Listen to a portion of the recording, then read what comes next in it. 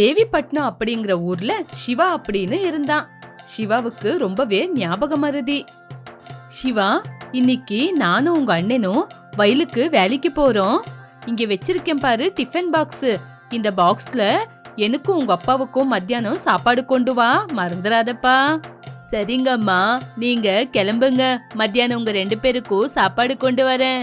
சிவாவோட அம்மாவான கமலா வயலுக்கு வேலைக்கு போனா. ரகு அம்மாவை பார்த்து, அம்மா என்னம்மா வெறும் கையில வரீங்க? சாப்பாட கொண்டு வரலையா? இல்ல ரகு, சாப்பாட இப்ப கொண்டு வந்தா வெயிலுக்கு சாப்பாடு கெட்டுரும். அதனாலதான் சிவாவுக்கு டிஃபன் பாக்ஸ்ல சாப்பாடு கொண்டு வான்னு சொல்லிருக்கேன்.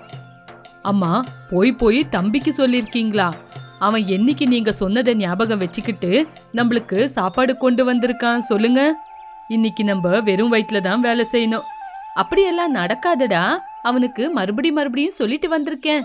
சரிங்கம்மா, பார்க்கலாம். கமலா ரகு 2 பேரும் வெயில்ல வேலை செஞ்சு ரொம்பவே அசதி ஆயிப்போச்சு. மத்தியானமும் தாண்டி போச்சு. பசியில, அம்மா நான் சொன்னேன்ல அவனுக்கு எதுவுமே ஞாபகம் இருக்காதுன்னு, இப்ப பாத்தீங்களா?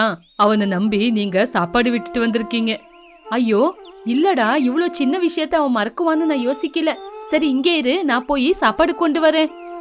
வேண்டாம்மா, நீங்க வீட்டுக்கு போயிட்டு வராங்கட்டியும் சாயங்காலம் ஆயிடும். இந்த வேலையை முடிச்சுட்டே போலாம். இப்படி அம்மா மக 2 பேரும் பசிலேயே வேலை செஞ்சாங்க. சாயங்காலம் வீட்டுக்கு வந்தாங்க. சிவா பசங்களோட எல்லாமே மறந்துட்டு நல்லபடியா விளையாண்டுகிட்டு இருந்தான். அத பார்த்த கமலா ரொம்ப கோவமா சிவா கிட்ட வந்து, சிவா, நான் உங்ககிட்ட என்ன சொன்னேன்? மத்தியானம் எனக்கும் அண்ணனுக்கும் வயலுக்கு சாப்பாடு கொண்டு வான்னு சொன்னேன் தானே? இங்க மறந்துட்டு விளையாண்டுன்னு இருக்கியா? அம்மா, எப்பமா எனக்கு சொன்னீங்க? நீங்க சொல்லலமா. நான் சொல்லியாடா, சொல்லியா அப்படின்னு சொல்லி பையனுக்கு அடிச்சா. சிவா அழுந்துகிட்டே இருந்தா. அப்போ ரகு வந்து அம்மாவை தடுத்து இப்படி சொன்னான். அம்மா, என்னம்மா, அவனை எதுக்கு அடிக்கிற? அவன் என்ன தப்பு பண்ணா? அவன் எந்த தப்பும் செய்யல. அவனுக்கு இருந்த ஞாபக மறதியால மறந்துட்டான். அப்படி சொல்லி தம்பியான சிவாவை உள்ள கூட்டிட்டு போனான். ஐயையோ, இந்த மாதிரி ஞாபக மறதி புள்ளைய நான் எங்கேயுமே பார்க்கல. இப்படி சிவா நாளுக்கு நாள் எல்லா விஷயத்தையும் மறந்துகிட்டே போய்கிட்டு இருந்தான். இப்படி இருக்கும்போது ஒரு நாள் சிவாவோட டீச்சர், இங்க பாருங்கம்மா, உங்க மகன் சிவா எதுக்காக கிளாஸுக்கு வரல? இப்போ எக்ஸாம் வேற நெருங்கிக்கிட்டு இருக்கு. ஆமாங்க, நேத்து அவனை ஸ்கூலுக்கு போன்னு சொல்லி நான் வயலுக்கு வேலைக்கு போயிட்டேன். ஐயோ அம்மா, எங்க சிவா? வீட்ல இருந்தா கொஞ்சம் அவனை கூப்பிடுங்க. சிவா, சிவா வெளியே வாப்பா. ஆ வரேம்மா. சிவா, நேத்து எதுக்காக கிளாஸுக்கு வரல? டீச்சர், நேத்து சண்டே இல்ல டீச்சர். நேத்து சண்டேவா? பாத்தீங்களாமா உங்க பையனோட ஞாபக மறதி? உங்க பையன் இன்னைக்கு சொல்லி கொடுத்த பாடத்தை நாளைக்கு மறந்துடுவான். நாளைக்கு எதுக்கு, 10 நிமிஷத்துக்கு முன்னாடி சொல்லி கொடுத்த பாடத்தை உடனே மறந்துடுவான். எனக்கு தெரிஞ்ச மாதிரி இவனை ஸ்கூலுக்கு அனுப்புறது ரொம்பவே வேஸ்ட். இதனால உங்களோட பணம் தான் வேஸ்ட் ஆகும். அப்படி டீச்சர் சொல்லி கிளம்பி போனப்போ கமலா ரொம்பவே அதை நினைச்சு கஷ்டப்பட்டான். ஐயோ கடவுளே, நான் என்ன தப்பு செஞ்சேன்னு என் புள்ளைக்கு இந்த மாதிரி ஒரு தண்டனையை கொடுத்திருக்கேன். அப்படி சொல்லி கமலா கண்ணீரை விட்டா. இப்படி நாட்கள் போச்சு. இப்படி ரகுவுக்கு ஒரு நல்ல சம்பந்தம் வந்துச்சு. ரகு கல்யாணம் பண்ணிக்க மாட்டேன்னு சொன்னான். ரகு, எதுக்குப்பா தங்க மாதிரி வந்த வாழ்க்கைய வேண்டான்னு சொல்லிட்ட? நீயாவது கல்யாணம் பண்ணி சந்தோஷமா இருந்தா எனக்கும் சந்தோஷம் தானே? அம்மா, உங்க காலத்துக்கு அப்புறம் சிவாவை யாரு பாத்துக்குவா? எனக்கு கல்யாணம் ஆயிடுச்சுன்னா என்னால சிவாவை பாத்துக்க முடியுமா? அதுக்குதான் சிவாவுக்கு ஒரு நல்ல வாழ்க்கை அமையிற வரைக்கும் நான் கல்யாணம் பண்ணிக்க மாட்டேன். முதல்ல சிவாவுக்கு கல்யாணம் பண்ணிட்டு அதுக்கப்புறம் தான் நான் கல்யாணம் பண்ணிக்குவேன். கமலா எவ்வளவுதான் நல்ல விதமா எடுத்து சொன்னாலும் சிவா கேட்கவே இல்ல. இப்படி நாட்கள் போச்சு. இப்படி இருக்கும்போது ஒரு நாள் சிவாவுக்கு மருந்து செய்யறதுக்காக கமலா கூட்டிட்டு போனா. சிவா, இங்க பாரு, இங்க பொம்மை இருக்குல்ல, இது சிங்கம். கொஞ்ச நேரம் கண்ணு மூடிக்கோ. 1ல இருந்து 10 வரைக்கும் எண்ணு. சிவா டாக்டர் சொன்ன மாதிரியே 1ல இருந்து 10 வரைக்கும் எண்ணுனதுக்கு அப்புறம், சிவா இப்ப நீ கண்ணை தொற. இப்ப இதுல புலி எது, சிங்கம் எது? சரியா நீ சொல்லு பார்க்கலாம். சிவா புலிய பார்த்து சிங்கம்னு, சிங்கத்தை பார்த்து புலின்னு சொன்னான். டாக்டர் எவ்வளோ தடவை சொல்லி கொடுத்தாலும் அவன் சொன்னதையே தான் சொல்லிக்கிட்டு இருந்தான். இத பார்த்த டாக்டர் இவனோட ஞாபக மறதிய சரி பண்ண முடியாதுன்னு நினைச்சு, அம்மா, நான் எவ்வளோ பேரை பார்த்திருக்கேன். உங்க பையனை மாதிரி ஒருத்தனை நான் இப்பதாம்மா பாக்குறேன். உங்க பையனுக்கு ஞாபக மருதி வர மாதிரி என்னால செய்ய முடியாதுமா. உங்க புள்ளைய கூட்டிட்டு போங்க. இப்படி டாக்டர் சிவாவை வெளியே அனுப்பிட்டாங்க. இப்படி கமலா எத்தனை டாக்டர்கிட்ட சிவாவை கூட்டிட்டு போனாலும் அவனோட ஞாபக மருதிய சரி பண்ண முடியல. அவங்களுக்கு சிவாவை ஒன்னும் பண்ண முடியாம சிவாவை வீட்லயே வச்சுக்கிட்டாங்க. அப்பா ரகு, அவனோட ஞாபக மருதிய சரி பண்ணவே முடியாதுப்பா. அவனு நினைச்சுக்கிட்டு நீ எத்தனை நாளுன்னு கல்யாணம் பண்ணாம இருப்ப? கூடிய சீக்கிரம் கல்யாணம் பண்ணிக்கப்பா. அவனுக்காவது ஒரு பொண்ணை பார்த்து கல்யாணம் பண்ணலான்னா அவனை பத்தி தெரிஞ்சவங்க யாருமே பொண்ணு கொடுக்க மாட்டேங்கிறாங்க. இப்படி கமலா கவலைப்பட்டா. அம்மா, அப்ப ஒரு வேலை செய்யலாம். இந்த வீடு, நம்ம சொத்து எல்லாத்தையும் சிவா பேர்லயே எழுதிருங்க. நான் எப்படி வேணாலும் இருந்துக்குவேன். ஆனா அவனால இருக்க முடியாதுல்ல. ரகுவோட முடிவை கமலா ஒத்துக்கவே இல்ல. என்ன நடந்தாலும் ஒத்துக்கல. இப்படி இருக்கும்போது ஒரு நாள் அந்த கிராமத்துக்கு ஒரு சுவாமிஜி வந்தாரு. அந்த சுவாமிஜி ரொம்பவே மகிமையானவரு. கமலா சிவாவை அவர்கிட்ட காட்டுறதுக்காக கூட்டிட்டு வந்தா. ஐயா வணக்கம், என் பேரு கமலா. இவன் தான் என் பையன் சிவா. இவனுக்கு ஞாபக மருதி ரொம்பவே அதிகம். எத்தனையோ டாக்டர்கிட்ட கூட்டிட்டு போயிட்டேன், எவ்வளவோ கோயிலுக்கு கூட்டிட்டு போயிட்டேன். நீங்க ஏதாவது செஞ்சு என் பையனோட ஞாபக மருதிய நீங்க தான் சரி பண்ணணும் அப்படின்னு வேண்டிக்கிட்டா கமலா. அப்ப அந்த சுவாமிஜி சிவாவை சரியா கவனிச்சு, அம்மா, உங்க பையனை கொஞ்ச நாள் என்கிட்டயே விட்டுட்டு போங்க. நான் அவனை பாத்துக்கிறேன். இன்னும் கொஞ்ச நாள் விட்டு உங்க புள்ளைய கூட்டிட்டு போங்க. இவனோட ஞாபக மருதி இன்னும் கொஞ்ச நாள்லயே நான் சரி பண்ணிடுறேன். அப்படி சொன்ன உடனே கமலா ரொம்பவே சந்தோஷப்பட்டு, சரிங்க, நீங்க சொன்ன மாதிரியே விட்டுட்டு போறேன். இங்க பாரு சிவா, சுவாமி சொன்ன மாதிரி கேட்கணும். இப்படி கமலா சிவாவை சுவாமிஜி கிட்டே விட்டுட்டு போயிட்டா. சுவாமிஜி சிவாவை அவரோட ஆசிரமத்துக்கு கூட்டிட்டு போனாரு. சிவா, அதோ அங்க தெரியுதுல அந்த மரம். அந்த மரத்துல இருந்து ஒரு 7 பூவை கொண்டு வந்து என் கையில குடு. அந்த மரத்துல முள்ளு இருக்கு. முள்ளு குத்தாம பத்திரமா எடுத்துட்டு வந்து குடு. சரிங்க சுவாமி. இப்படி சிவா அந்த மரத்துல இருந்து பூவை பிரிச்சான். ஆனா எல்லா முள்ளுங்களும் அவன் கையில குத்தி ரத்தம் கூட வந்துகிட்டு இருந்துச்சு. ஆனா சிவா அத கவனிக்கவே இல்ல. உனக்கு நான் என்னப்பா சொன்னேன்? முள்ள குத்திக்காம பத்திரமா கொண்டு வான்னு தானே சொன்னேன். முள்ளு குத்தாம அந்த பூவை பிரிக்கிறது கஷ்டம் சுவாமி. முதல்லயே அந்த செடி ரொம்ப விஷமானது.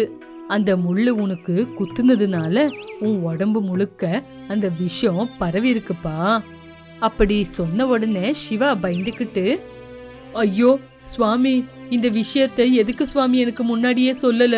எப்படி இருந்தாலும் தயவு செஞ்சு என்ன காப்பாத்துங்க சுவாமி. அப்படி சிவா சுவாமி கால்ல விழுந்தான். சிவா, இதுக்கு ஒரே ஒரு வழிதான் இருக்கு. நீ கொஞ்ச நாளுக்கு அதோ அங்க தெரியுதே அந்த முள்ளு செடி, அதுல இருந்து 11 பூக்களை எடுத்து அதோ அங்க தெரியுதே சுவாமிய விக்கிரகம், அதுக்கு பூஜை பண்ணு. இது மட்டும் இல்லாம மாங்காய் இலையில தோரணம் கட்டி அதோ அந்த தாய்க்கு அலங்காரம் செய்யணும் நீனு. இதோ இதுல இருக்கிற தீர்த்தத்தை குடிச்சிட்டு நீ 11 வாட்டி நான் சொல்லி கொடுத்த மந்திரத்தை சொல்லணும்.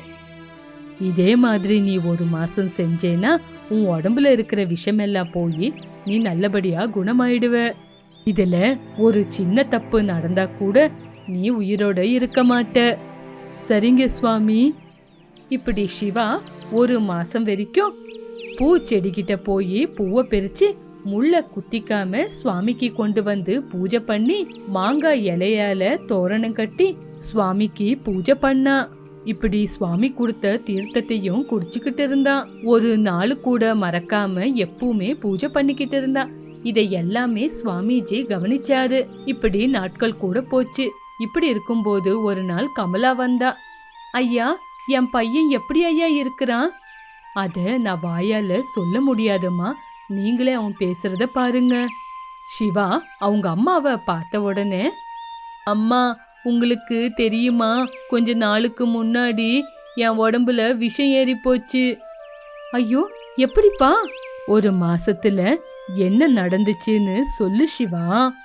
சிவா அந்த பூச்செடியிலிருந்து அவனுக்கு எப்படி முள்ளு குத்திச்சு, எப்படி அவன் உடம்புல விஷம் ஏறிச்சு, அதுக்காக சாமிக்கு அவன் எந்த மாதிரி பூஜை பண்ணான்னு எல்லா விஷயத்தையும் அம்மா கிட்ட சொன்னான்.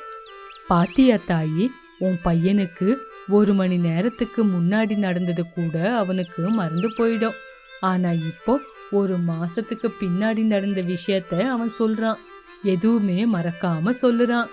நான் அவனுக்கு உயிர் பயம் காட்டின உடனே அவனோட உயிர் போகக்கூடாது அப்படின்னு அவன் பயந்து போய் அவனே காப்பாத்திக்க ஆரம்பிச்சிட்டான்.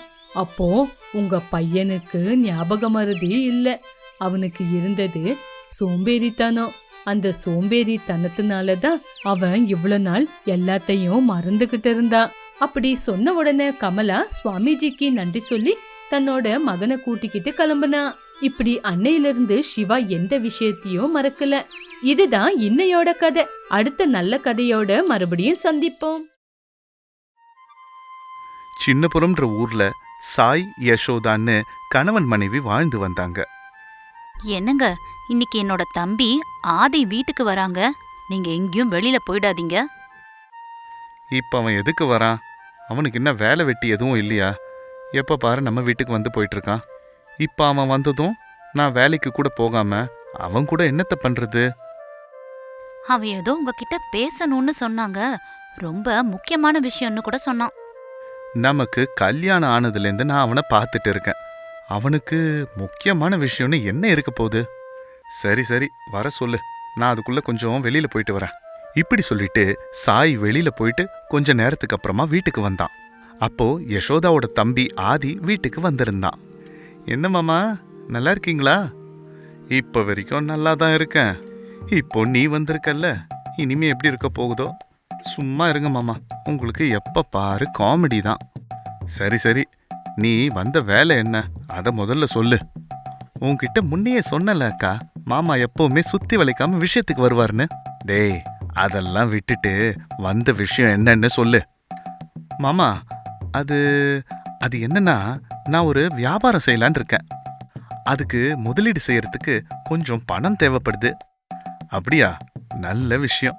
ரொம்ப நாளைக்கு அப்புறமா ஒரு நல்ல வேலையை செய்ய போறேன். ஆமா மாமா, ஆனா அந்த நல்ல வேலைக்கு உன்னோட உதவி கண்டிப்பா தேவை. அது என்ன உதவி? மாமா, முதலீடு செய்யறதுக்கு என்கிட்ட பணம் இல்லை. நீங்க எப்படியாவது என்னோட வியாபாரத்துக்கு முதலீடு செய்ய கொஞ்சம் பணம் கொடுத்தீங்கன்னா கண்டிப்பா சீக்கிரமே அதை திருப்பி கொடுத்துருவேன். எனக்கு தெரியும்டா, நீ இந்த மாதிரி ஏதாவது ஒரு விஷயத்த கேட்பன்னு நான் யோசிச்சேன். ஏண்டா, ஒருத்தன் வியாபாரத்தை தொடங்கணும்னா கொஞ்சமாவது பணத்தை சேர்த்து வச்சிருக்கணும். நீ என்ன வெறும் கையில முழம் போடுற மாதிரி எல்லா பணத்தையும் என்கிட்ட கேட்குற? அவ்வளோ பணம் என்கிட்ட இருந்ததுன்னா நானே ஒரு சொந்த வியாபாரத்தை ஆரம்பிப்பேனே தவிர இப்படி யாருக்கோ கொடுக்க மாட்டேன். அப்படி சொல்லாதீங்க மாமா, உன் காலை பிடிக்கிறேன். நீங்க தான் எப்படியாவது உதவி செய்யணும். மாமா, யாரையாவது கேட்டு எனக்கு கொஞ்சம் பண உதவி பண்ணுங்களேன். இப்படி ஆதி கெஞ்சி கேட்டுட்டு இருந்தான். ஆனா சாய் அதுக்கு ஒத்துக்கவே இல்லை. என்னங்க இப்படி பேசுறீங்க? அவனை பார்த்தா உங்களுக்கு கொஞ்சம் கூட பாவமா இல்லையா? மச்சான் நல்லா இருக்கணும்னு நினைப்பே இல்லையா? நிறுத்துங்க உங்களுடைய நாடகத்தை. இப்படிதான் கல்யாணம் ஆன புதுசுல ஏதோ வியாபாரம் பண்றேன்னு கேட்டான். நிலத்தை அடமானம் வச்சு பணம் கொடுத்தேன். அந்த வியாபாரம் அப்படியே போச்சு. அந்த பணமும் போச்சு. எனக்கு பணம் கொடுத்தவன் என் நிலத்தை எடுத்துக்கிட்டான். இனி இவனை நம்ப முடியாது. இப்படி சொல்லிட்டு சாய் வெளியில கிளம்பி போயிட்டான்.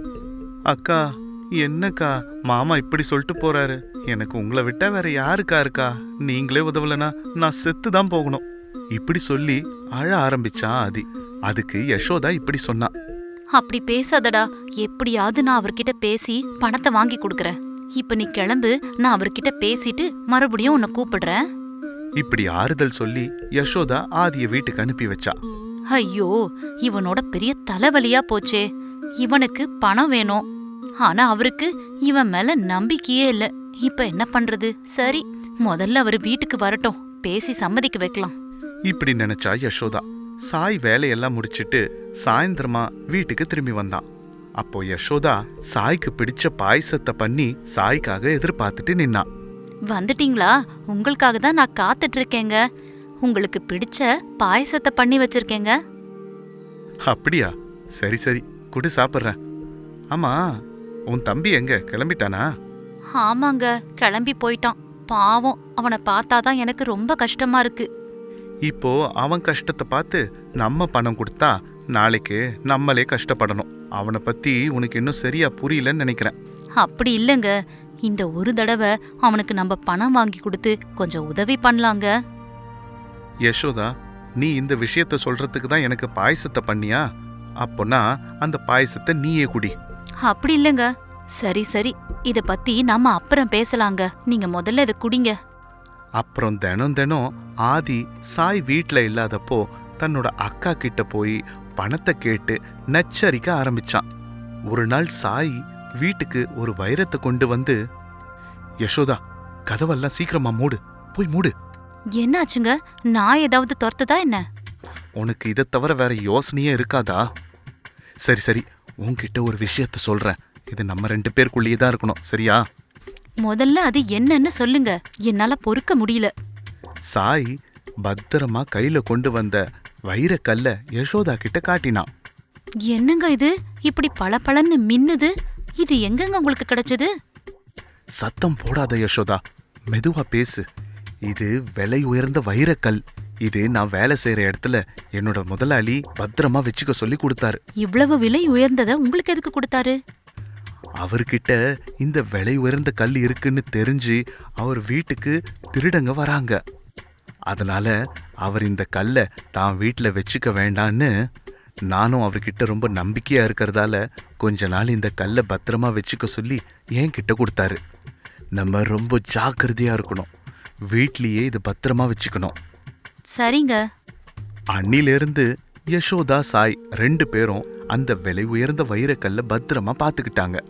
அதே மாதிரி தினம் தினம் ஆதி பணத்துக்காக தான் அக்கா கிட்ட வந்து நச்சரிச்சதால ஒரு நாள் யசோதாக்கு ஒரு யோசனை வந்தது. அன்னைக்கு ஆதி வந்து, அக்கா, எனக்கு பணம் எங்கேயுமே கிடைக்கல, நான் சாக போறேன், கடைசியா உன்னை பார்க்க வந்தேன், எனக்கு உதவி பண்ண இந்த உலகத்துல யாருமே இல்ல. ஆதி, அழாதடா. இங்க பாரு, நான் உனக்கு ஒண்ணு கொடுக்க போறேன். நீ யார் கண்லயும் படாம அத அடமானம் வச்சு அதுல வர பணத்தை வச்சு வியாபாரம் பண்ணு. அதுக்கப்புறம் பணத்தை சம்பாதிச்சு அதை மீட்டு எனக்கு கொடுக்கணும். சரிக்கா, கண்டிப்பா அப்படியே பண்றேன். அப்பா, நீ இந்த வார்த்தை சொன்னதும் தான் எனக்கு போன உயிர் திரும்பி வந்தது. அது சரி, நீ கொடுக்க போறேன்னு சொன்னது என்னதுக்கா? அப்போ யசோதா வைரக்கல்ல எடுத்து அவங்கிட்ட கொடுத்தா. இந்த விஷயம் யாருக்கும் தெரியக்கூடாது. கொஞ்ச நாளைக்கு நீ இந்த பக்கமே வரக்கூடாது. இப்படி சொன்னா. ஆதிக்கு அந்த வைரக்கல்ல பார்த்ததுமே வாயில வார்த்தையே வரல. யசோதா வேக வேகமா தன்னோட தம்பிய அங்கேருந்து அனுப்பி வச்சா. ஆதியும் அத கையில வாங்கிக்கிட்டு அங்கேருந்து கிளம்பி போனான். சாய் வீட்டுக்கு திரும்ப வந்ததுமே எப்பவும் போலவே அந்த வைரக்கல்ல வச்சிருந்த இடத்துக்கு போய் பார்த்தான். அதுல கல் இல்ல. அவ்வளவுதான், சாய்க்கு தூக்கி வாரி போட்டுது. யசோதா, ஏய் யசோதா, எங்க போன? இங்க வா. ஐயோ கடவுளே, நான் இப்ப என்ன பண்ணுவேன்? யசோதா எதுவுமே தெரியாத மாதிரி, என்னங்க, என்னாச்சு? என்ன ஆச்சா? உன்னை நான் வீட்லயே தானே இருக்க சொன்னேன். இப்ப பாரு, அந்த வைரக்கல்ல காணோம். என்னது, வைரத்தை காணலையா? என்னங்க சொல்றீங்க? ஆமா, இந்த விஷயம் என் முதலாளிக்கு தெரிஞ்சதுன்னா என்னை கண்டிப்பா கொன்னே போட்டுருவார். சரி, வீட்டுக்கு யார் வந்தா? ஐயையோ, நான் வீட்லயே தானங்க இருக்கேன், எங்கேயும் கூட போகல. நம்ம வீட்டுக்கும் யாருமே வரலையே. இப்படி யசோதா நடிச்சிட்டு இருந்தா. ஒரு பக்கம் சாய்க்கு படபடன்னு இருந்தது. இந்த விஷயம் என் முதலாளிக்கு தெரியறதுக்கு முன்னாடியே அதை திருடினவங்களை கண்டுபிடிச்சாகணும். இப்படி நினைச்சு அந்த வைரக்கல்ல திருடினவனை தேடி அந்த ஊர்ல இருந்த எல்லா இடத்துக்கும் அலைஞ்சான். கொஞ்ச நாளைக்கு அப்புறமா சாயோட முதலாளி அவனை பார்த்து, என்ன சாய், இப்பெல்லாம் ரொம்ப டென்ஷனாவே இருக்க? எல்லாம் சரியா தானே இருக்கு? அந்த வைரம் பத்திரமா இருக்குல்ல? அதெல்லாம் ஒன்றும் இல்லைங்கய்யா, உங்களுடைய வைரம் பத்திரமா இருக்கு. இன்னும் ஒரு வாரம் தான் சாய், அதுக்கப்புறமா அதை நான் திரும்ப வாங்கிக்கிறேன். இத்தனை நாளா எனக்கு நீ இவ்வளவு பெரிய உதவி செஞ்சதுக்கு உனக்கு நல்ல பரிசும் தரேன். ஆனா சாயோட மனசுக்குள்ள, ஐயோ, இப்ப இந்த வைரம் என்கிட்ட இல்லைன்னு தெரிஞ்சா இவர் நம்மள கண்டிப்பா கொன்னுடுவார். சாய்க்கு எத்தனை நாள் ஆகியும் அந்த வைரத்தை கண்டுபிடிக்க முடியல. யசோதா, உண்மைய சொல்லு, நடுவுல எப்பயாவது உன் தம்பி நம்ம வீட்டுக்கு வந்தானா? ஐயையோ, இல்லங்க, அவன் அப்படிப்பட்ட ஆளும் இல்ல. இந்த மாதிரி பொருளை பார்க்கறப்போ யாரா இருந்தாலும் தப்பு செய்யணும்னு தோணும். கொஞ்ச நாள் ஆனதுமே சாய் கிட்ட அந்த வைரக்கல் இல்லைன்ற விஷயம் அவனோட முதலாளிக்கு தெரிய வந்து சாய கட்டி போட்டுட்டாரு. அந்த விஷயம் தெரிஞ்சு அவனோட மனைவி யசோதா ஆதிய தேடி தேடி அவன் தன்னை நல்லா ஏமாத்திட்டு எங்கேயோ ஓடிட்டான்றத யசோதா புரிஞ்சுக்கிட்டான். எங்க பார்மா யசோதா, உண்மைய சொல்லு. உன் புருஷன் அந்த வைரத்தை என்ன பண்ணா? மரியாதையா சொல்லு, இல்லனா உன் புருஷனை என்ன பண்ணுவன்னு எனக்கு தெரியாது. இப்படி சொல்லி பயமுறுத்தினாரு. ஆனா யசோதா தான் செஞ்சத அவர்கிட்ட சொல்லவே இல்லை. இப்படி இருக்கிறப்போ ஒரு நாள் ஆதி அந்த முதலாளி கிட்ட வந்தான். ஏங்க, இந்த சுற்றுப்புறத்திலேயே எல்லார விட நீங்க தான் பணக்காரர்னு கேள்விப்பட்டேன். என்கிட்ட ஒரு விலை உயர்ந்த பொருள் இருக்கு, அதை நீங்க வாங்கிக்கிறீங்கன்னா உங்களுக்கே கொடுக்கறேன். ஆதி சொன்னதை கேட்டு அந்த முதலாளிக்கு கொஞ்சம் சந்தேகம் வந்தது. அவ்வளோ விலை உயர்ந்ததுன்னா அது எவ்வளவா இருந்தாலும் பரவாயில்ல, நான் பணத்தை கொடுத்து அதை வாங்கிக்கிறேன். இப்படி சொன்னதுமே ஆதி சந்தோஷத்தோட தாங்கிட்ட இருந்த வைரக்கல்லை எடுத்து அவர்கிட்ட கொடுத்தான். அது அவருடையதுன்னு தெரிஞ்சுக்கிட்ட உடனே ஆதிய கட்டி போட்டுட்டாரு. உனக்கு எவ்வளவு தைரியம் இருந்தா என் வைரத்தை திருடி என்கிட்டயே விற்கிறதுக்கு வருவ? இவனை கூட்டிட்டு போய் கொன்னுடுங்க. இப்படி தன்னோட வேலையாட்கள் கிட்ட சொன்னதுமே ஆதி பயந்து போனான். ஐயா, என்ன மன்னிச்சிடுங்க ஐயா, இத என்னோட அக்கா தான் கொடுத்தா. இப்படி யசோதாவை பத்தி சொன்னா ஆதி. யசோதா சாயோட மனைவின்னு தெரிஞ்சுக்கிட்ட முதலாளி அதிர்ச்சி ஆனாரு. சாய் வைரத்தை திருடின திருட மாட்டிக்கிட்டான். அப்படியா? யாருங்க ஐயா? வேற யாரு, உன் பொண்டாட்டி தான் அந்த வைரத்தை திருடியிருக்கா. இப்படி நடந்த விஷயத்த சொன்னாரு. பயப்படாத சாய், இதுல உன் தப்பு இல்ல. அதுக்காக உன் பொண்டாட்டி தப்பு செய்யலன்னு அர்த்தம் இல்ல. அவ தம்பியோட அவசரத்துக்கு உதவி இருக்கா. அவன்தான் உன் பொண்டாட்டிய ஏமாத்திருக்கான். இப்படி சொல்லி ஆதிக்கு தண்டனைய கொடுத்து யசோதா கிட்ட இந்த மாதிரி மறுபடியும் செய்யக்கூடாதுன்னு சொன்னாரு. தாங்கிட்ட ரொம்ப நம்பிக்கையா நடந்துகிட்ட சாய்க்கு ஆதிக்காக விட்ட அவனுடைய நிலத்தை திருப்பி கொடுத்தாரு. இதுதான் இன்றைய கதை. இன்னொரு அற்புதமான கதையோட உங்களை சந்திக்கிறேன்.